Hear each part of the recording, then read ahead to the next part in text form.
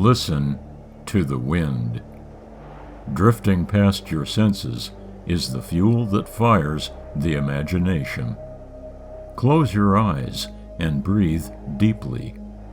Consider the element that floods into your lungs, the very same substance that long ago fanned an ancient spark, ignited by a primeval author, chiseling veiled petroglyphs across a dim cave wall. Carried on a breeze spanning eons, it was the breath that gave rise to dinosaurs, grew papyrus for paper, and dried vibrant oils brushed over canvas. It has since walked on the surface of the moon. It fondly recollects a childhood memory, violently reshapes the landscape of history, and blows away the fog surrounding the unknown. It rushes by in a heartbeat, inhaled at first, exhaled at last. One moment here, the next gone into thin air.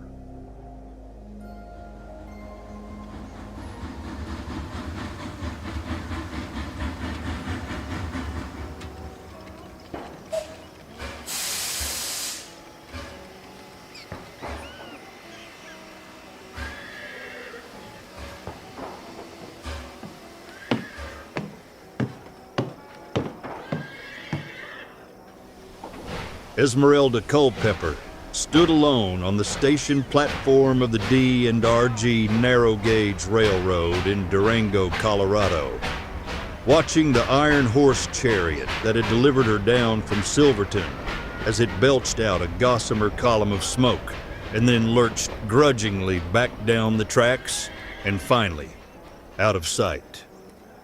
"Never again," she voiced aloud.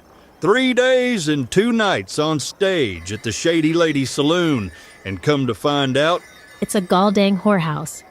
No wonder every fella in the audience tried his darndest to walk me upstairs. Leaving her large wardrobe trunk on the landing, Ezmarelda scooped up her elegantly adorned carpet bag and sashayed her way across the platform. Hurriedly clomping down a set of wooden steps in her high-buttoned shoes, she searched in vain for the Tombstone Express, a stagecoach that had been hired to take her on the next leg of her illustrious series of engagements, the Birdcage Theater in Tombstone, Arizona. The Silverton train had failed to arrive on time, and so she immediately figured the stage driver had given up waiting and gone on ahead without her. Shit. She shouted in disgust. Don't that be it all? How the hell's a girl supposed to get herself anywhere with all manner of unreliable transport? Should have stayed in Prescott. But no, play the shady lady, he says. Enjoy the high country, he says. On to Tombstone, a touch of Paris, cosmopolitan, deep in the heart of the desert, he says. Indeed, performing for a house of lustful cowboys and drunken poker players. Next up, strutting my derriere for a bunch of hell-for-leather heathens. Why, Ezmarelda, do you let yourself get talked into these damnable situations? As soon as this last little errand has concluded, a change in management would be a fortuitous decision, I should think. Tombstone, for God's sake, if in a graveyard can be considered cosmopolitan. Lost in her angered reverie, Ezmarelda failed to notice the stagecoach as it rolled into town behind her and gradually pulled to a stop with a stern tug of the reins, right alongside the railroad station. A moment later, the coachman engaged the brake beam and stepped down from his perch on the driver's box. Do I have the pleasure of addressing a Miss Ezmarelda Culpepper? The coachman's tone of voice was certainly not what she had expected. Startled, Ezmarelda turned about and found herself face to face with a ruggedly handsome, dark-skinned gentleman, smartly dressed in beige denim trousers and leather chaps. Gingham button-down shirt cinched at the collar with a turquoise bolo and wide-brimmed bone-white hat. Who's asking? Howdy, ma'am. Name's Dakota Samuels. I'll be your coachman for the duration, from here down south to Tombstone. Momentarily lost and fixated on the man's confident hazel brown eyes, Ezmarelda feigned a look of complete surprise and managed to stammer out, Well now, bless my soul, if it isn't the Tombstone Express. Hardly that. Express would seem to suggest that you'd have been here to greet me at the moment the Silverton came chugging into town, no? Apologies, miss. Samuels stated dryly. It's a far piece up to these here parts. Plenty of rough country in between. If and you're ready, miss, I reckon we can get underway and make up for some lost time. You got any more gear aside from what's bundled up in that there carpet bag you're a-totin'? Well, yes, Mr. Samuels. Up yonder on the platform is my wardrobe. It's a heavy old thing, plenty of costumes, and a slew of unmentionables I tote around for my shows and such. You sure you can manage it all by your lonesome? I'll manage it, ma'am. Meanwhile, you go on ahead and get yourself situated. We'll get ourselves out on the road directly. Without further delay, that is. Seems reasonable enough, Mr. Samuels. Ezmarelda replied teasingly. But don't you go rummaging through those silk stockings and bustiers. They ain't out on public display just yet. Samuels offered up a little sideways grin. What's yours is yours, ma'am. My job is to see to it that you and all those intimate fineries get to where it is you're going in one piece. Climb on up. Let's get this show on the road. Under normal circumstance, the trek between Durango, Colorado, and Tombstone, Arizona, is approximately 545 miles as the crow flies. Under normal circumstance, due in no small part to recent skirmishes with the indigenous people, Dakota's transport has been sidetracked through and around the desolate spaces of Monument Valley, nearly 200-odd miles distance added to his usual trek. Somewhere amid this magnificently desolate landscape, the lone stagecoach rattles along now, traveling as fast as possible to avoid any unfortunate confrontations, either with said indigenous people or with the scores of dangerous wild animals that live amongst the sand, rocks, tumbleweeds, and cacti. Coaxing the horses down the narrow path is one hell-for-leather frontier cowboy by the name of Dakota Samuels, veteran of the War Between the States, and now brother whip for the Tombstone Express.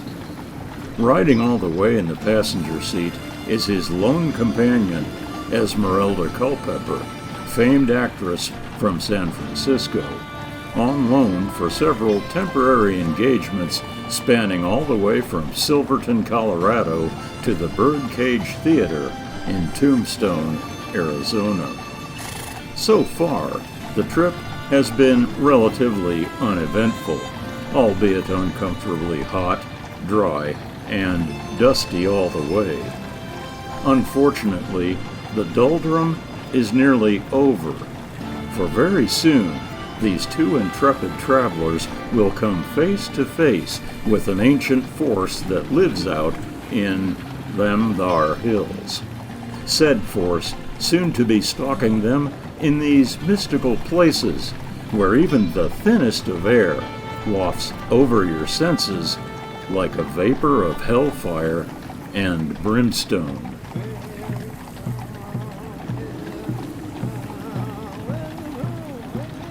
A lone rider approached the stagecoach, seemingly from out of nowhere. Dakota had been so focused on steering the team across the smoothest rut in the trail that he hadn't noticed the Navajo brave as he drew near, and then intentionally positioned his ride to block passage ahead. At first glance, the man seemed ordinary enough, at least in the context of traditional Navajo attire. Though something in particular was rubbing Dakota the wrong way.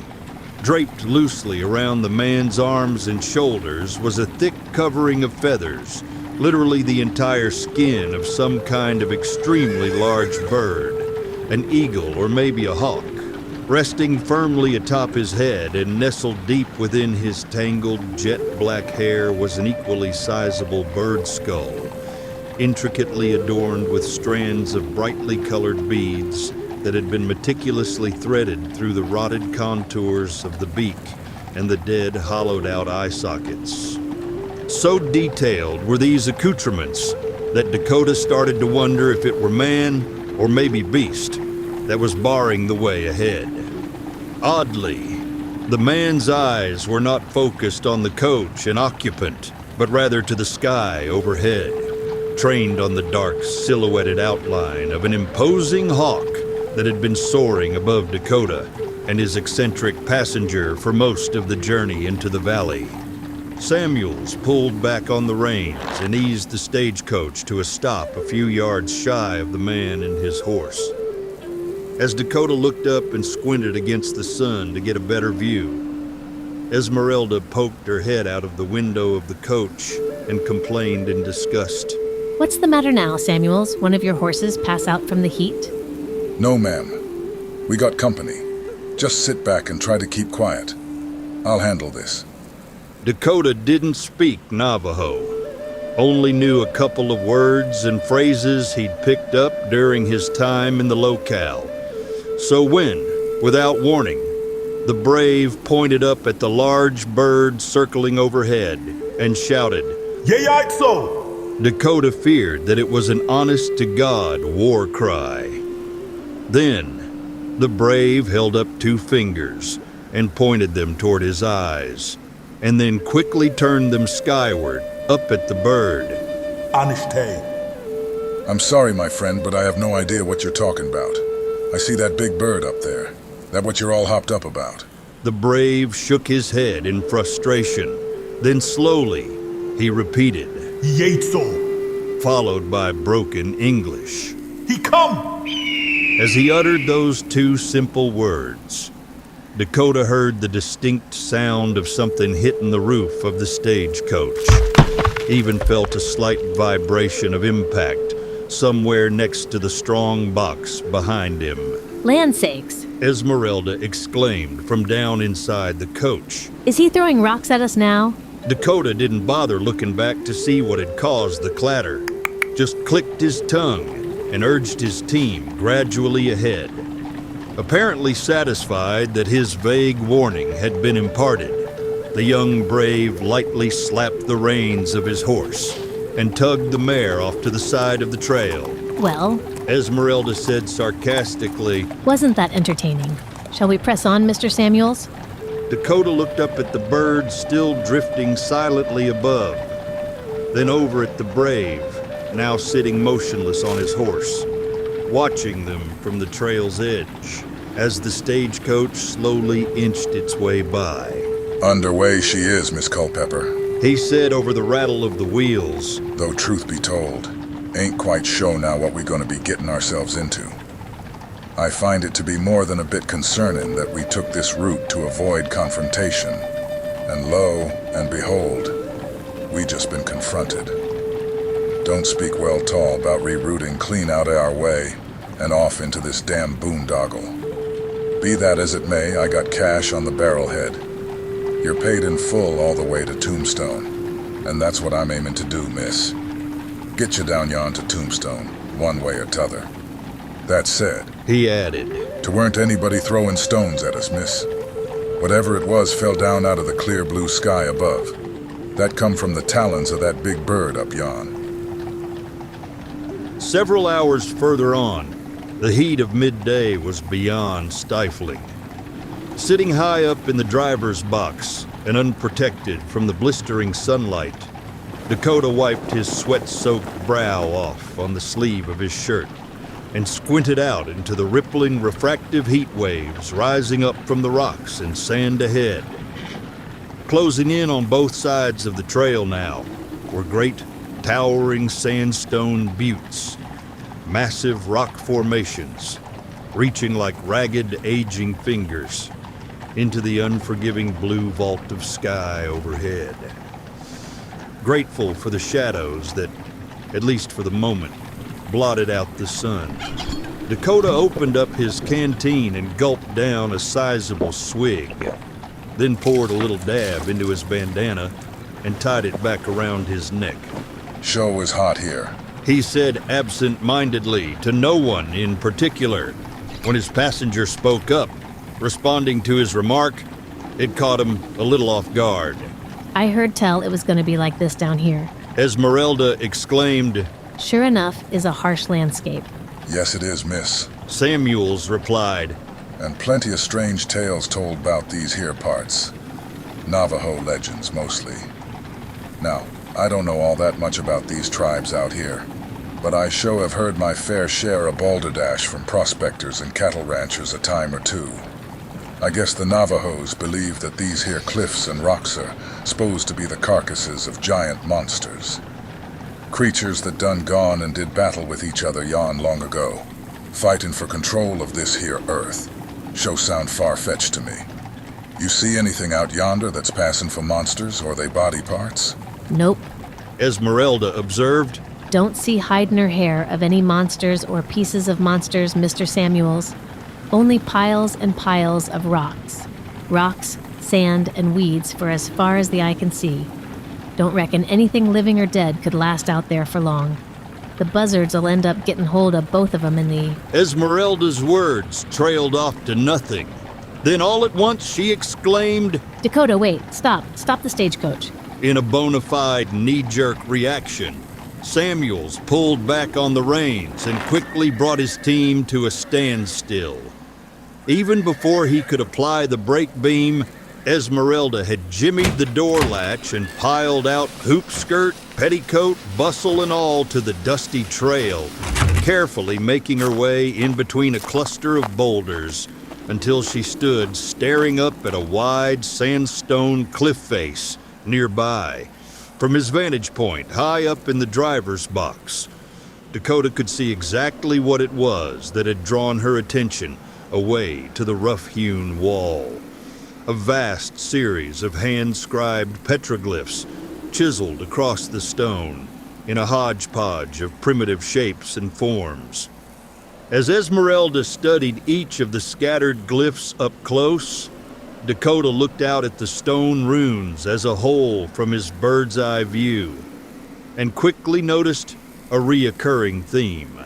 Of course, there were symbols depicting hunters and game, symbols resembling the surrounding buttes and sparse plant life, lodges, horses, coyote, and something else, something unnatural.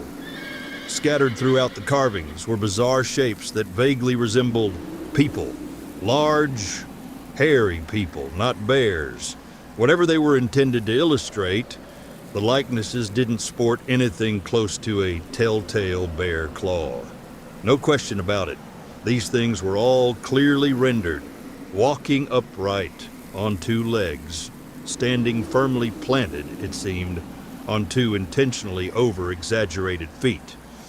Everywhere across the wall were etchings of these human-like beings, some clearly defined, others seemingly pictured as trapped or embedded, wholly or partially, inside solid rock. Some of them were big, very, very big. Taller even then, the chiseled likenesses of the surrounding sandstone buttes. And everywhere on the immense stone tablet were footprints. Scattered all across the full length of the primitive mural were five-toed feet, some standalones, others tracking a long trail that meandered in and around all the other glyphs. What in tarnation do you make of all this? Ezmarelda asked. No clue. Ain't never been out in this here spot during the daylight. Dakota replied, How long you s'pose these carvings been out long here anyway? Ezmarelda scratched and picked at one of the shapes nearest her, and then rubbed the reddish-colored dust between her thumb and index finger. Hard to say for sure. I suppose this could have been here for 1,000 years. Maybe all hewn out yesterday. Hell, I don't know. There's no sign of a stone chisel or some kind of hammerstone anywhere about. I show hopes we ain't trespassing on any sacred grounds here, miss. Thinking maybe you ought to get yourself back aboard. Pronto. So's we can be moving along. Yeah, Ezmarelda replied. I'm thinking you may be right. By late afternoon, the blistering heat was intolerable. A real and very sinister presence in and around the stagecoach, enveloping and threatening the two weary travelers along every sun-scorched mile. Inside the body of the coach, Ezmarelda had been steadily shedding garments for hours, now down to her pantaloons, corset, and corset cover. Dakota had provided her with a sizable canteen, full up when they departed Durango, but by now more than halfway empty. Now she sipped at the lukewarm water sparingly, trying to ration what was left for as long as possible. The landscape that was slowly passing by outside the window was incredibly majestic to look at, she thought. Though maybe better viewed at a gallop rather than a trot. A quick fleeting glance, and then on to more hospitable places. Russet sandstone buttes rose out of the valley like a field of giant, accusatory fingers, pointing skyward at the gods that had long ago banished them to this harsh realm. Fingers? No, Ezmarelda thought, not just fingers. Whole hands, reaching arms, entire torsos, stretched out on the sand. Dormant monsters, waiting with the patience of eons to stand up and resume the battle for control of the earth. Then, without warning, a sizable blood-crimson boulder came careening across the desert floor toward the trail and slammed headlong into a rear wheel, hobbling the stagecoach and halting Dakota's team of horses in their tracks. A few moments later, Samuels called down from the driver's box. You okay, miss? Everything seems to be in order. Ezmarelda replied. No damage inflicted. Dakota sighed. That's a good thing, Miss Culpepper. I truly wish the same could be said about our transportation. Pointing to the top of a distant ridge, he said, Loose rock up yon, I suppose. Smashed up our back right wheel, but good. Ezmarelda rolled up the leather curtain covering the window and leaned out, looking at the damage. Oh my. She exclaimed. Looks crippling. Is it fixable, Mr. Samuels? Sure enough, miss. Dakota said as he started sizing up the repairs. Give me about 3 or 4 hours all told, and I'll have us back on the straight and narrow. Ezmarelda unlatched the door and stepped down on the path. Looking out across the vast panorama, she saw they'd been traveling in particularly wide open territory. No looming cliffs anywhere nearby. The ridge that Samuels had pegged as being the source of the rock slide had to be more than half a mile distant. Dakota? She said curiously. Where is it you figure that big rock would have come from? I mean, wouldn't it have had to shake loose from a cliff and roll down here? We're clean out here, in the middle of nowhere right now. Samuels was already busy propping up the thoroughbrace with a long, thick stump from a dead Joshua tree. What's your point, Miss Culpepper? Samuels asked, as he pulled the splintered wheel off the hub.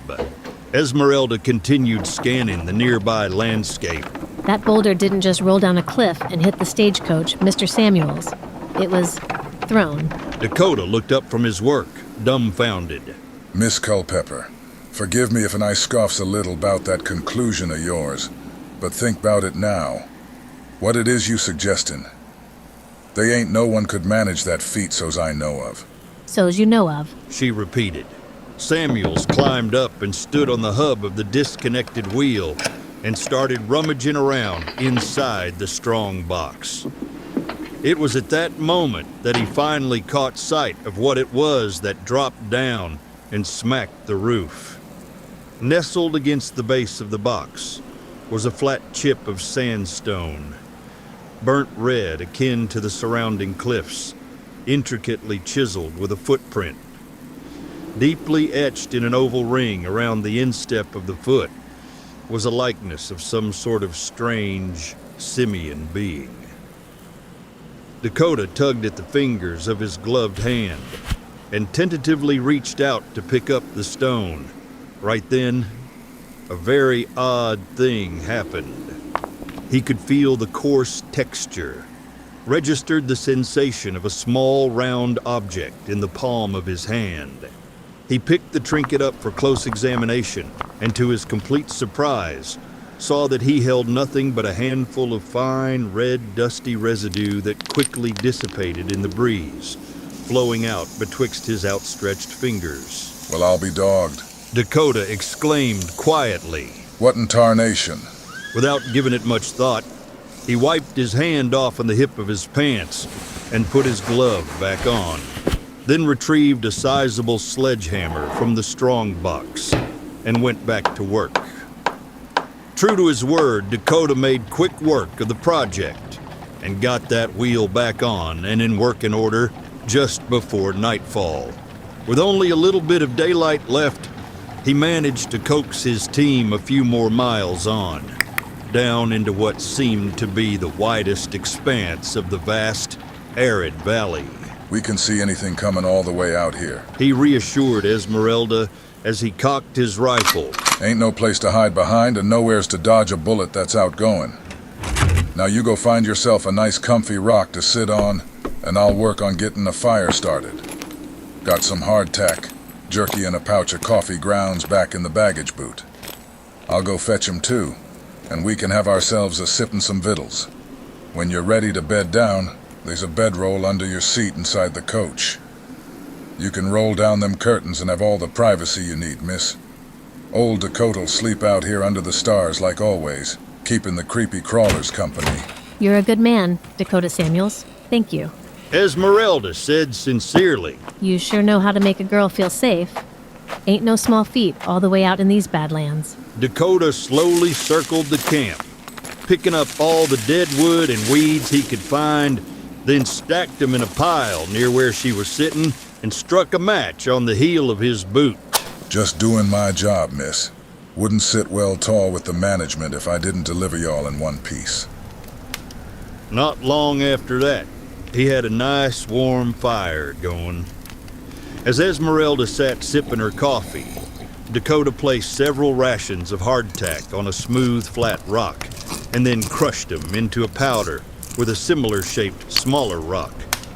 He poured the crumbled flour into a flat iron pan, topped it with some salt beef jerky, and held the concoction over the flames until it started to sizzle. These sheet iron crackers will chip a tooth if not for my special recipe. He quipped as he poked at the meal. And we can't have you going on stage down yon at the Birdcage without them pretty white pearlies. Ezmarelda smiled coyly and took another sip of her coffee, looking out at the moonlit valley, as far as she could see beyond the flickering reach of the campfire. Tell me more about those Navajo legends, Mr. Samuels. The dead creatures scattered out there all around us now. Dakota handed her a tarnished tin plate with a fairly sizable portion of his hardtack seasoned jerky, and then sat down with a labored sigh on the other side of the fire. The Navajo peoples, they call this land Sechbinziskai. Something like that. I'm sure I's mispronouncing at least some of it. Anyways, the long and the short of it is this. The Navajo believed they's come from a realm called the First World. This place was black. No sun, no moon, nor stars. A place that was home to these formless beings called mist people. First man and first woman, they was done created down there.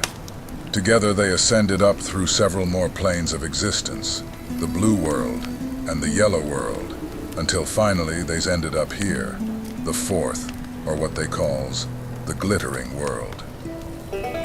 Day and night, the sun, moon, and stars were created in the fourth world. I guess back in these ancient times, the fourth world, it was infested with some terrible monsters. First man and first woman, they has a baby girl what grew up to be Mother Nature. Her and her descendants cast spells on these monsters of the fourth world and turned them all to stone. So that's them out there. Dakota said, pointing across the valley. All them terrible creatures from long ago, now just big old piles of rock. They's mo to it than that, I's told. I just give you all the short story version. Ezmarelda looked on in amazement at the distant towering buttes looked at them and tried to imagine the shapes and forms of the monsters they had once been. Of course, in the flickering gloom of the campfire flames, those piles of rock did seem to take on a monstrous life of their own. Nameless silhouettes, brought back to life by her wild imagination and fueled by the stage driver's knack for spinning yarns. Her eyelids heavy, Ezmarelda knew she needed rest, needed to bed down for the night, though it weren't going to be no easy task, what with the hefty dose of adrenaline that was now coursing through her veins. Standing, she stretched out her arms above her head and yawned.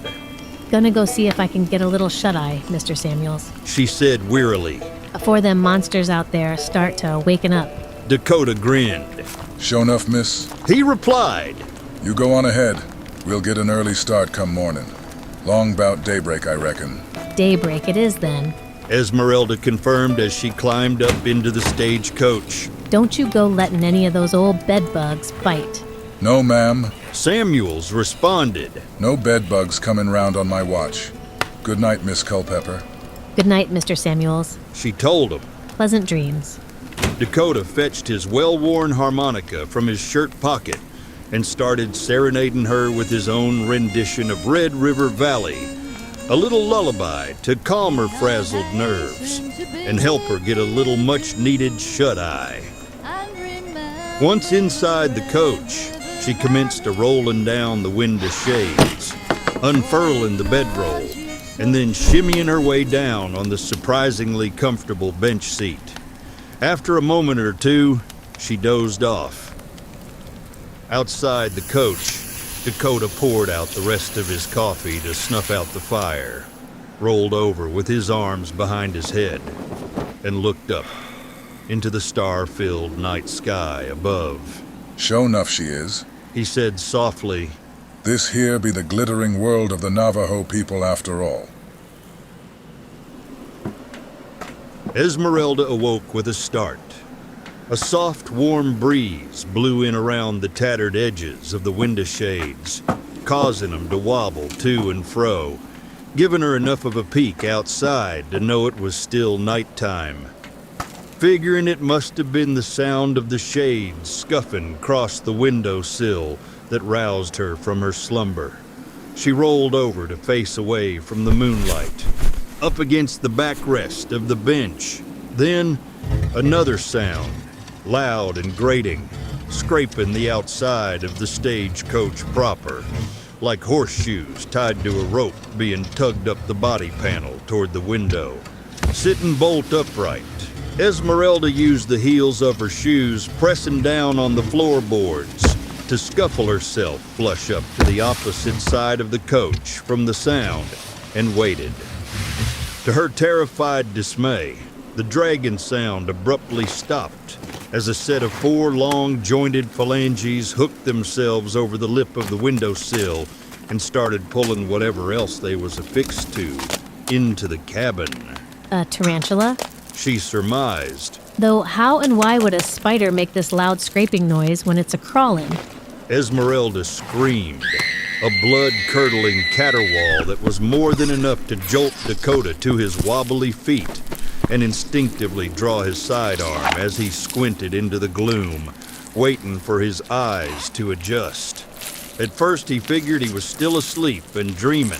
Certainly there was no waking vision like this that could have been awaiting his conscious gaze.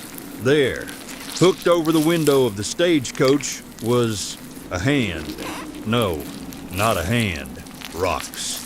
Rough, jagged pieces of stone bound together with knots of dry, sinuous roots that were clearly formed into the shape of a hand. Not a disembodied hand, neither. Extending out from where her wrist should have been was a long, writhing tangle of those same roots, like a living rope, dangling down to the ground and slithering out into the distance down the trail like a sidewinder snake. Without so much as a second thought, Dakota fired off a shot into the bundle of roots nearest the hand, and sure enough, his bullet struck true, ripping the attached cords asunder and dropping them down in the sand with a thud. The moment the severed limbs struck trail, they started a kicking up dust, twitching and writhing as the whole dang conglomeration retreated back into the darkness. As Ezmarelda flung open the stagecoach door and leaped out, literally into Dakota's arms, the rocking motion caused by her vault loosened the grip the stone fingers had on the window frame. The thing rattled down the side of the body panel and then fell to the ground with a muffled thump. You shoot real good. She said breathlessly. What the hell is that, Dakota? Samuels loosened his embrace and eased Ezmarelda down to the ground, then cautiously stepped up and knelt next to the hand-shaped collection of rocks, still held together by tightly twisted root cords. Sure enough do look like a hand, Miss Culpepper. Like a marionette, puppet on a string of tree roots. Don't that be it all? I don't want to stay here, Dakota. Ezmarelda replied nervously. Let's go. Get as far away from this place as possible. Dakota clutched the stone appendage, picked it up, dusted it off, and examined it closely. There was a randomness to the way the roots wove in and around the joints and knuckles of the roughly shaped sandstone digits. It wasn't tied piece by piece with a knot to the plant. It was naturally formed, as if the fibers had grown together like this over time. Under the ground.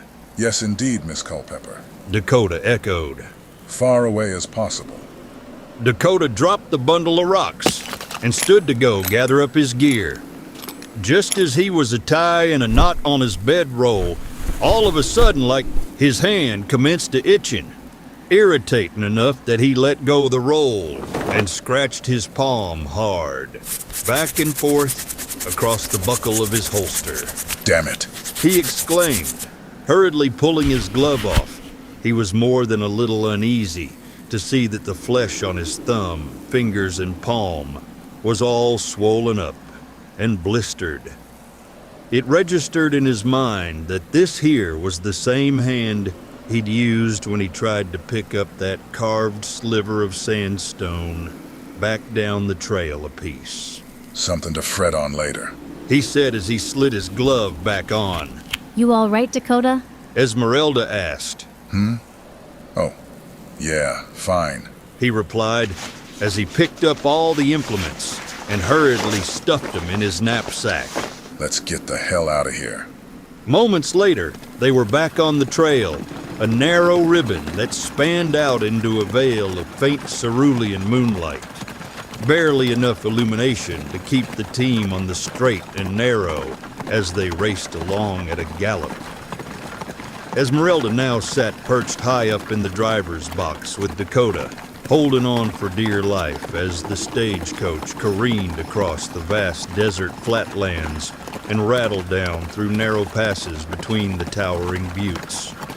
Several times as the craggy sandstone outcroppings raced by on all sides, Ezmarelda swore she noticed faces forming, arms reaching out, legs extended, all of it seemingly reshaping and transforming the contours of the very rocks themselves.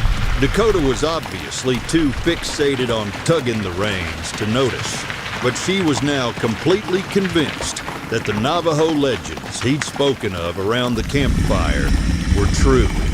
Her worst suspicions were undeniably confirmed when all of a sudden, a huge chunk of sandstone broke out from the ground and reared up directly in front of the team. A slab of rock, lifted and suspended on two thick columns, all held together by the same kind of tangled roots as the rock hand from before. Dakota pulled hard back on the reins, slowing their forward run enough to keep from slamming into the pile of boulders as they rose higher and higher, finally towering plenty high up for the stagecoach to pass through underneath. I ain't quite sure what it is we're dealing with here, miss. Dakota shouted. Rocks ain't got no life in them. Ezmarelda took a look back over her shoulder.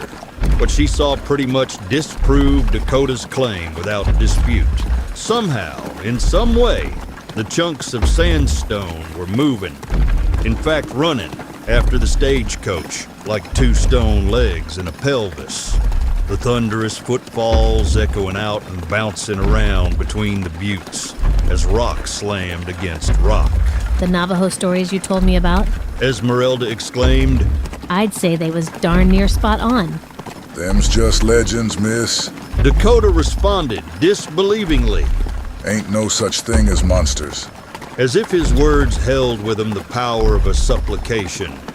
An entire cliff face, a short distance away from the trail, commenced to breaking clean off from a butte and shaping itself into a massive simian golem, some kind of chiseled half-man, half-ape likeness. As soon as it managed to crack itself free of the stone from which it was formed, the abomination lunged out toward the stagecoach with a mighty roar. I beg to differ, sir. Ezmarelda shouted. Believe in 'em or not, I don't give a hoot. From where I'm a-sittin', I figure we got us a whole dang parcel of monsters, Dakota. Please, trust your own eyes and get us the hell out of here. Dakota whipped the reins ferociously, desperately trying to close the distance to the perceived safety of the next pair of buttes up ahead. Hold on tight to your backside, miss. He told her. This here gonna be a close call for show if and we makes it at all.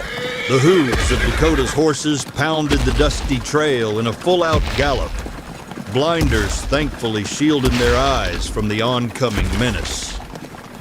As the stagecoach rocked violently side to side in tow, Ezmarelda feared for her life, felt certain that at any moment she would most certainly be mercilessly hurled from her perch on the driver's box and thrown broken and lifeless like a rag doll into a gully.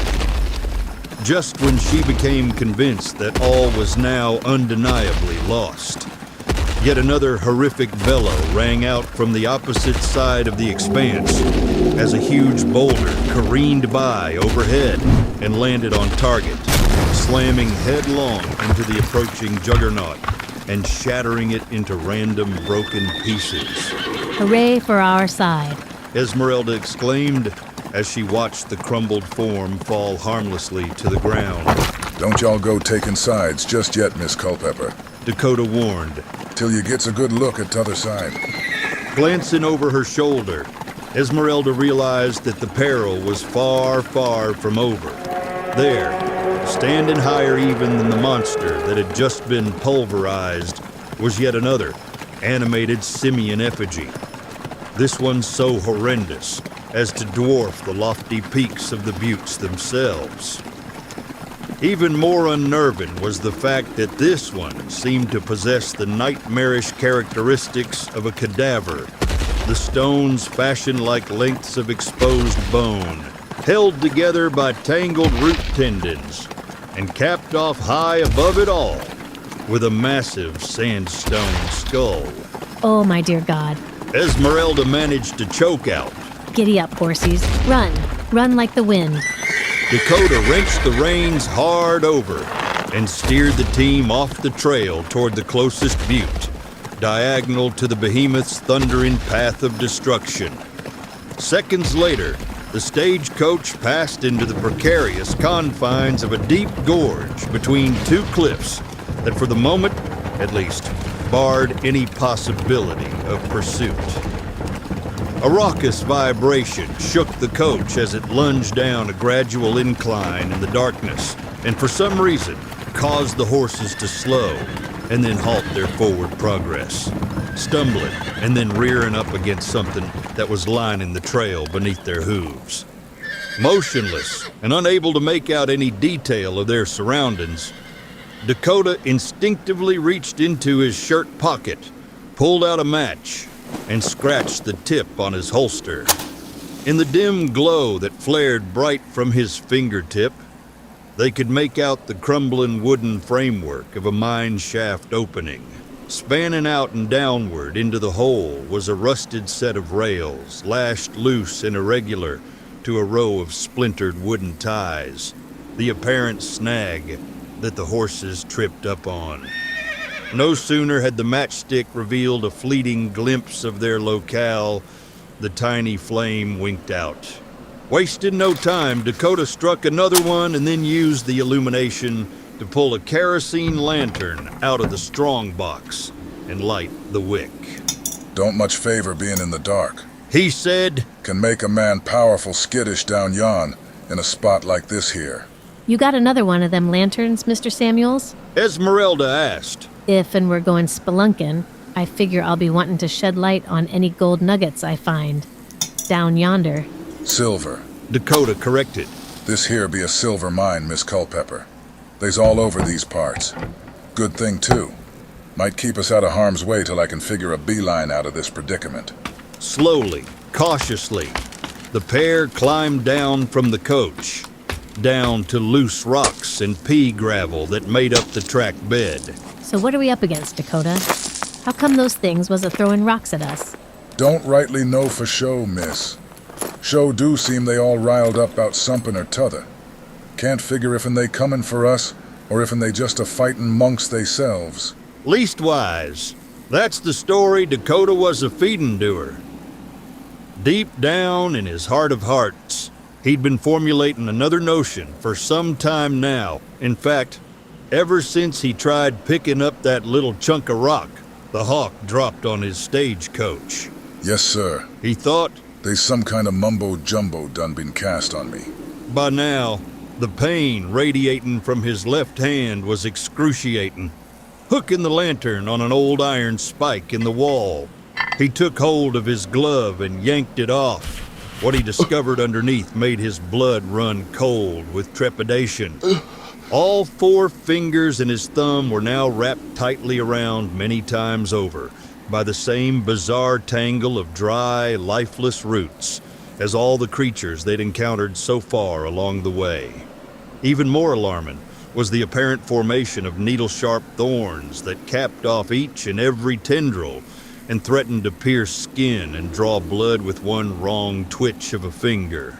Tugging at the bramble with his other hand only seemed to make matters worse, coaxing the strands to tighten their grip, cutting off the blood flow to his fingertips and intensifying the lingering torment to even greater extent.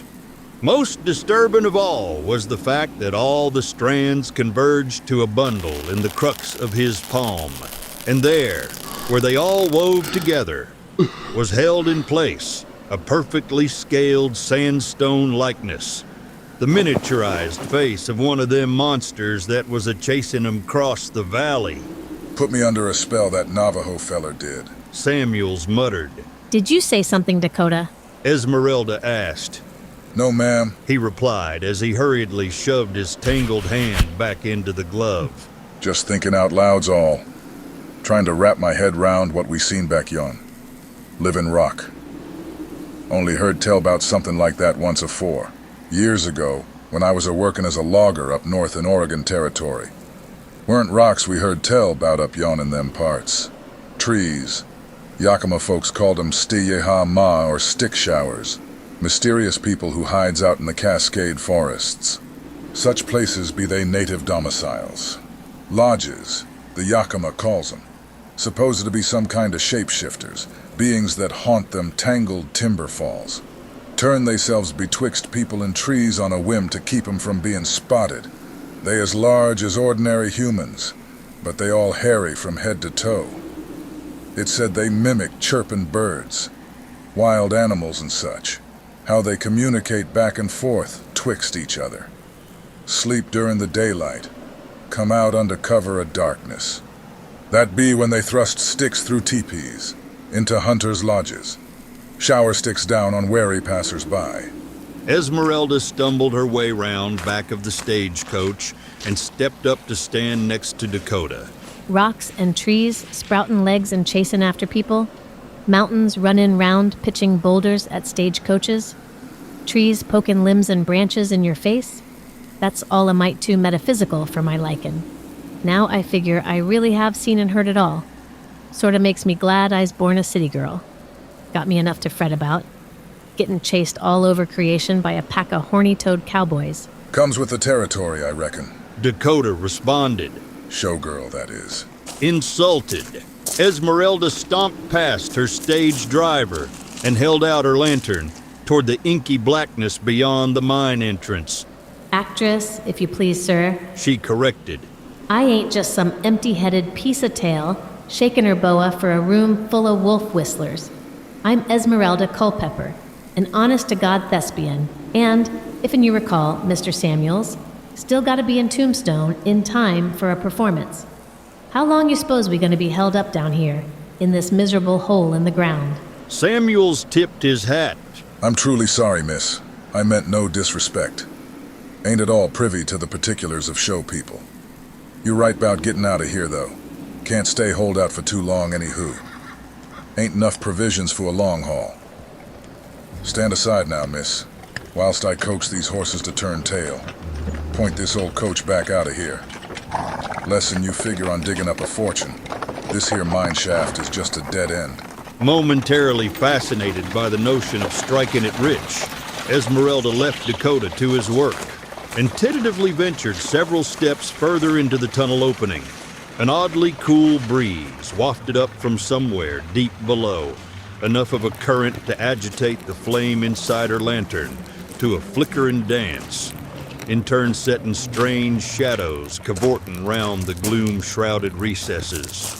Drawn to the chill air like a moth to a flame, Ezmarelda kept on walking, deeper still into the rough-hewn tunnel until she could no longer hear the sounds of Dakota's horses clomping or his stagecoach wheels rolling.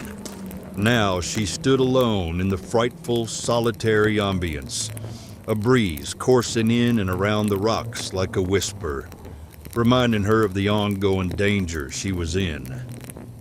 As fear seeped in and took the place of curiosity, Ezmarelda started backing away, longing to be back in the company of her companion, the brave, intrepid man who had kept her safe from harm this far.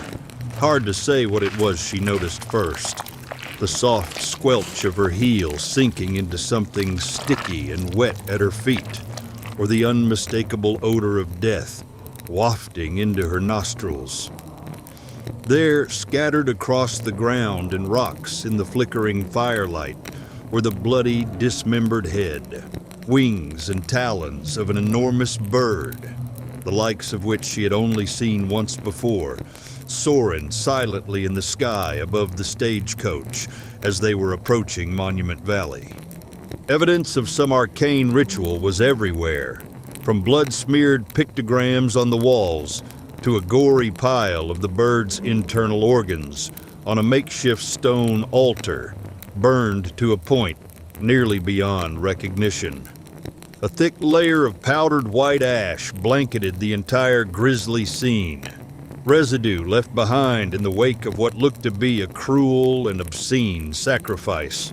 Ezmarelda screamed, loud and long, certainly more than enough resonance to carry all the way back up to the surface, loud enough to boot to stir a clamorous cauldron of bats from their inky subterranean lair.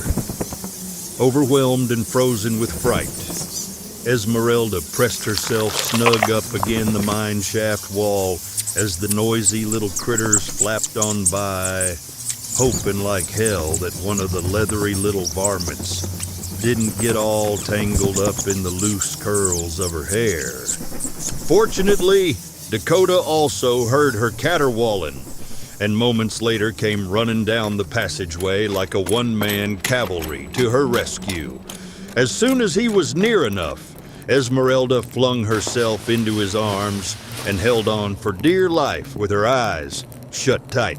Oh, Dakota, please. Take me away from this god-awful place. She pleaded. I don't want to stay here. Not another daggone minute longer. Samuels held her tight, keeping her eyes shielded as he took a look around. As he took in every nasty detail, a bunch of cogs all commenced to clicking together in his head. Dangling off the side of the altar and protruding out from the scorched entrails of the dead hawk was a thick, twisted strand of root fibers, all strung together and connected at the other end to a broken chunk of sandstone.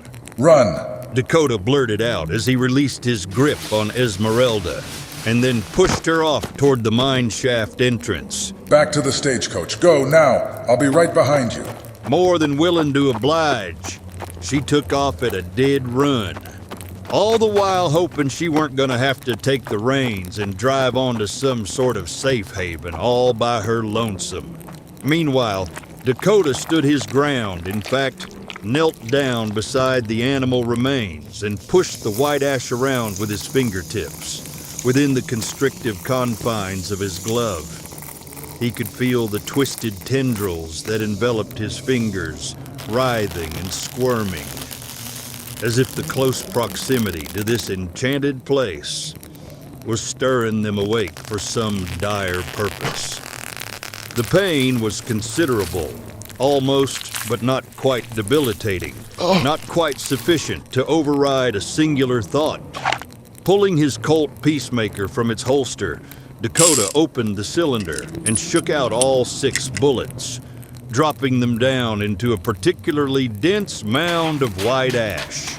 After rolling them around and thoroughly coating each with the gritty powder, he quickly stuffed them all back into the gun and proceeded to follow after Ezmarelda. Lining the craggy rocks of the passage as he ran, Dakota could see faces forming, snarling, howling, subhuman shapes that were cracking and breaking themselves free as he frantically passed them by.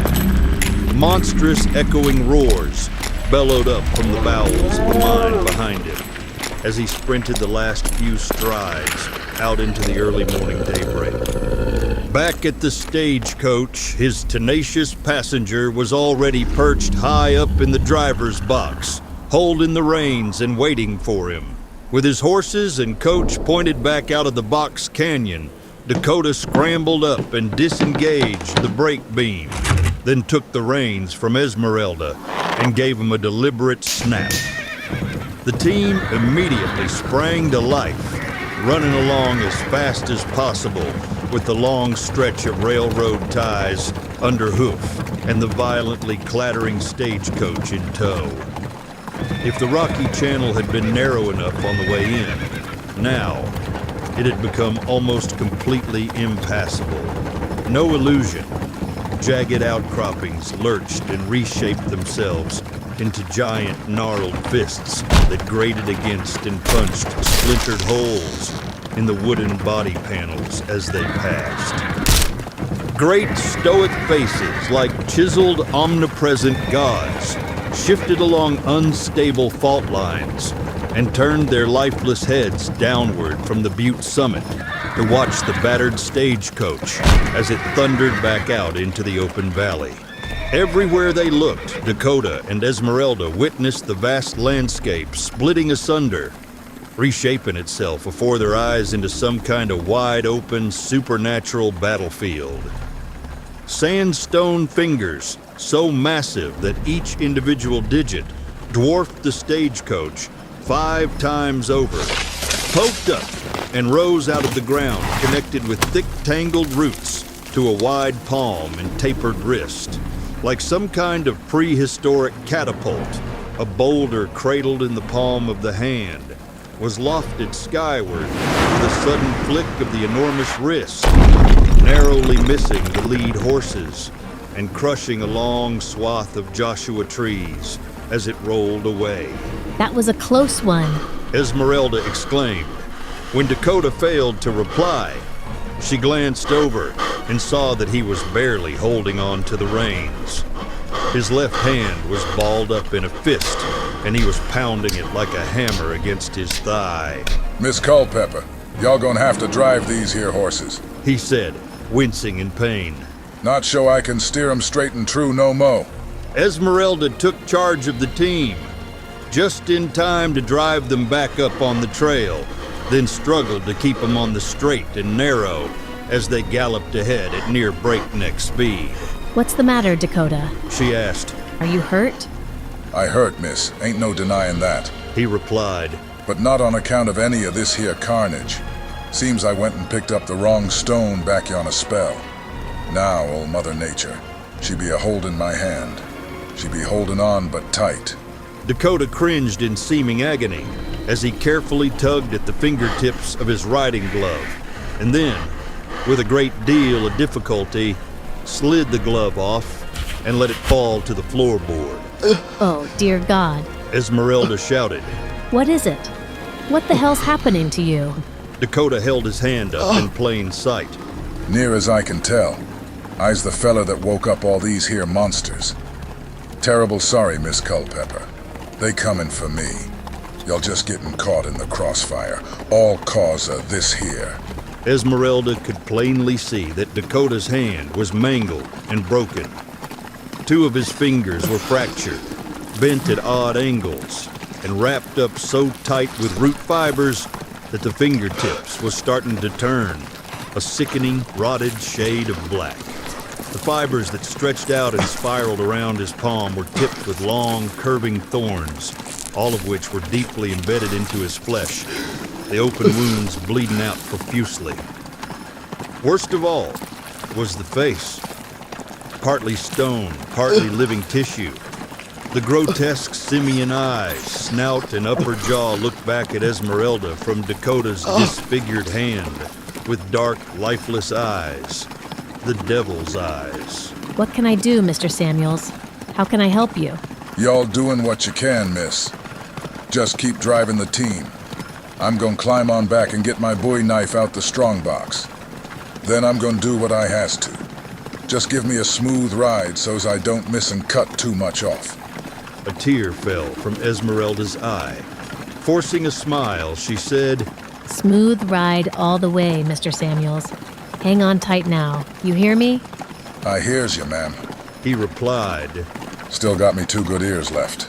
Dakota climbed back next to the strongbox, just in time to catch sight of another dismembered stone hand, skittering like a 5-legged spider on the trail behind them. Ain't no time to lament, He told himself. We get into Tombstone, even if in this here hand ain't. Unlatching the lock on the box, he quickly located the knife, slammed the box shut, and laid his hand out flat on the lid, positioning the blade across his wrist. All around them now, rocks and boulders of all shapes and sizes were pelting the stagecoach from every conceivable angle. Stone-faced commanders formed along the distant butte cliffs and watched on dispassionately as the skirmish unfolded. Huge chunks of rock levitated off the ground, and by way of some unknown force, drifted silently through the air, only to come crashing down and become treacherous obstacles that Ezmarelda had to slow and navigate around. Dakota pressed down on the knife, at first cutting through a cluster of roots that extended past his wrist to the elbow. The long stems fell away, leaving his wrist exposed. The next cut would either be a winning hand or bust. Taking one last long, deep breath before doing the deed, Dakota closed his eyes and turned his head away. Least it ain't my gun hand. He muttered. Surely gone miss it nonetheless. A split second before he could make the cut, a giant hawk came swooping down on top of him, digging its talons into his shoulder and laying him out flat on his back. The force of impact more than sufficient to knock the knife out of his hand. Before he had time to react, the knife clattered down the baggage boot to the ground, and the bird flapped its massive wings, lifting itself effortlessly back into the sky. As the hawk started circling back around, Ezmarelda was still frantically focused on steering the horses. Awful stone creatures of every conceivable shape and size were closing in. Multiple rock hands clutched the spokes and hub of all 4 wheels, gradually weighing down the stagecoach so much that the horses could no longer tow the burden. I don't think we're gonna make it, Dakota. Ezmarelda lamented. I believe we might be licked. Dakota heard her words. He understood her desperation. Still, despite all that was about to rain down upon him, he kept a bead high overhead, razor-focused on the bird that was now simply drifting aloft on the currents of early morning air. It wasn't diving at them again. Didn't even seem to take an interest in the stagecoach at all now. No, sir. Now it appeared to be up there biding its time, soaring up yonder and waiting. Turns out, the wait was darn near over. Bogged down and held firm by a tangled menagerie of ancient monsters from Monument Valley, Dakota and his passenger held their ground, watching scores of spider-like stone hands as they inched toward them, up the front boot and body panels of the coach. Out ahead, long, tenuous root strands extended across the trail and started coiling, twisting and looping around the legs of the horses, tying them all down like some damnable hitching post straight out of hell. So long, Dakota. Ezmarelda managed to say, You put up one hell of a fight. I want you to know. Your bravery didn't go unnoticed. Your kindness was never lost on me. as if all the horrible monsters that surrounded them now weren't even enough. The earth itself started to shaken as a miles-long butte out ahead took to shuddering violently and then slowly stood upright on a pair of towering stone legs, higher and higher still, until its gargantuan skeletal head literally punched up through the clouds and blotted out the sun. Ezmarelda started backing away, hooking her high-button shoes on the deck beam of the driver's box and scooting her backside over the edge of the roof. No sooner had she planted her derriere firmly against the strong box, Dakota rested his hand on her shoulder. In it, he held his Colt Peacemaker handgun. Hold still now, Miss Ezmarelda. Hold real still. Ezmarelda felt one of the stone hands wrapping its knobby digits around her ankle, probably getting ready to yank her down to her doom. She could clearly see the barrel of Dakota's pistol, clearly saw that his aim wasn't lined up toward the approaching stone behemoth. How would it matter anyway? She thought. That'd be like bringing down a mountain with a pea shooter. A single deafening shot rang out.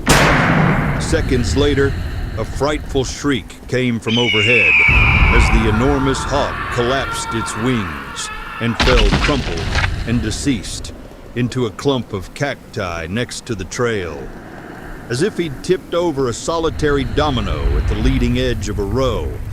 Each and every monster, both large and small, started unraveling from the twisted root fibers that bound them together and dropped harmlessly to the valley floor, rapidly returning to their long-term sedimentary state.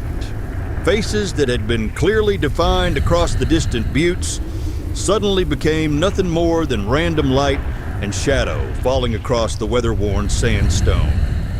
Last but not least, the gigantic monster, the most fearsome of all, shifted awkwardly under its own weight as one of the twin columns that supported it gave way, as it slowly tipped over and slammed down to the same ground it had rested on since Mother Nature herself bested it there. The two rocks that had formed a mouth let out one final defiant howl and then fell silent, shrouded for a time in a thick plume of dust. Ezmarelda and Dakota just sat up there for a time, dumbfounded by the spectacle that had come to an abrupt conclusion, almost in nothing, more than the wink of an eye. Finally, as the dust began to settle and the rumble faded clean away to background noise, Dakota risked to climb down off in the baggage boot, landing in a puff of dust and scattered pebbles, all that remained of the monstrous rock arachnids that only moments before had been a stone's throw from carrying the day. But then, them wasn't the remains that the old stage driver was a-looking to reconnoiter. Sprawled out in a clump of prickly pears and stone cold dead as a doornail was exactly what Dakota expected to find. No, it weren't that giant bird he'd drawn a bead on. Well, not so's anyone might notice. There, shot through the heart and broken by the fall, was the Navajo brave they had run across as they passed into these sacred lands. Back up in the driver's box, Ezmarelda felt the weight of the heavy stone hand still wrapped tight around her ankle, and with a forceful stomp on the floorboard, broke the dang thing off and crumbled it into a pile of dust. "If'n you put a run in my stocking, you ugly thing." She hollered "There'll be hell to pay." when Ezmarelda finally climbed on down, made her way to Dakota's side and saw what he was a-looking at. She had to look away, averting her eyes from the awful sight and pressing her face again his shoulder. Dakota put his arm around her. Skinwalker, He said quietly. what you might call a Navajo witch. He's wearing the skin of a hawk, the animal he'd gone and turned hisself into. Paid an awful high price for that trick he did. Whosomever wanna be a skinwalker, they gots to go sacrifice a loved one. Least that's what I heard tell. Someone close. Then, to become this here animal in particular, a skinwalker's gotta go kill and afterwards wear that skin. Way I figure it, he'd already bested the hawk, the one we seen all hacked up back yon in the silver mine. "So it was this here fella that done all of this?" She asked, perplexed. "Must have been a right powerful conjurer to have brought this whole valley full of dead monsters back to life." Right powerful faux show. Dakota confirmed. Ezmarelda scratched her chin, confused. "What in tarnation was he a-trying to do anyhow? Start a war?" Dakota raised his left hand up and pulled his glove clean off. Little bits of stone and crumbled root fibers sifted betwixt his fingers, out around his wrist, and then drifted away, carried along on a gust of warm wind. Close examination revealed no evidence at all of the unwelcome freeloader, save a single telltale blemish, a footprint-shaped scar across the middle of his palm. Holding a grudge again, Mother Nature, maybe? I don't rightly know. Some folks just mad at the world for being born. I reckon this old boy wanted power. Weren't nary satisfied with who he was or with them powers he already had. He knew about all them stories, miss. The ones I told you about the monsters in the fourth world. The glittering world. I spect he was a hankering to turn hisself into one of 'em. The big un. That feller with his head up yon in the clouds. When I seen the hawk a-flapping straight on towards that one, that's when I knew for sure. Seen him for what he really was. Ezmarelda turned away then. "All that powerful magic, and you killed him stone cold dead with one bullet?" Dakota took his gun out and shook a dust-coated shell out of the chamber. One bullet dipped in white ash. He replied. Little bit of Navajo magic of my own. Ezmarelda grinned and shook her head. "You are full of surprises, Dakota Samuels. I'll give you that." As she walked on back toward the stagecoach, she caught sight of a downy tail feather hung up on the limb of an old Joshua tree nearby. Plucking the feather free, she spun it round between her thumb and index finger and looked it over, good and thorough. "Dakota, what did you mean when you said Mother Nature had you by the hand?" Samuels knelt down and ran his palm over the dead man's face, closing his eyes. Mother Nature done laid low all that was bad 'bout this here world, so's us folks could make a life here. Seems that ain't nary enough for some. They always gonna be a bad seed, one lost soul falling towards damnation. Gets planted out here on the way down. Grows up angry at all that's good. Dakota traced the scar on his hand with his index finger. This here time, what happened to us? That seed done gone and got itself rooted in the palm of my hand. Lucky for the glittering world, I seen it for what it was. This here time. But then I reckon there's always gonna be someone out there ain't quite so wise. Someone like this old boy here, thinking only 'bout hisself. Somewheres ahead, they be someone else itching to wake up all them monsters again.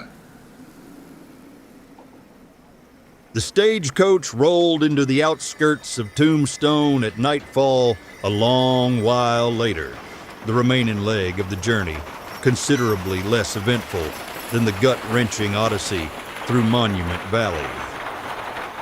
Dakota brought his weary horses to a stop right outside the door of the Birdcage Theater and applied the brake beam, then waited patiently for his passenger to disembark. After a whole bunch of rocking, rummaging, tugging, grunting, and lacing everything in place, she finally emerged, all gussied up for her debut, which turned out to be, even to Ezmarelda's surprise, quite the monumental event. Very cosmopolitan, after all. As she gracefully approached the entrance, leading inside, she twirled round, stuck 2 fingers in her mouth, and whistled. Hey, stage driver. Get yourself on in here. I mean it, mister, this instant. You ain't going nowheres till you get to see my show. Gonna prove to you once and for all, I ain't just some 2-bit floozy with a cute derriere. Front row seat, Samuels. Best seat in the house. Maybe, just maybe, I'll let you buy me a drink later. Figure I'll be a-wantin' myself. A whiskey. Although, She added, preferably not on the rocks. Ezmarelda Culpepper arrived in Tombstone on time and on stage as planned, thanks to the heroic actions of Brother Whip Dakota Samuels, to say nothing of her own bravery in the face of a frightening malevolence. As it stands, she has since incorporated a dramatic reading of her bizarre experience into the context of her performance, both here in this wild frontier boondock, as well as the more respectable venues from Bisbee to San Francisco and beyond. Ezmarelda Culpepper, passenger, recently returned from one of the darker regions of thin air.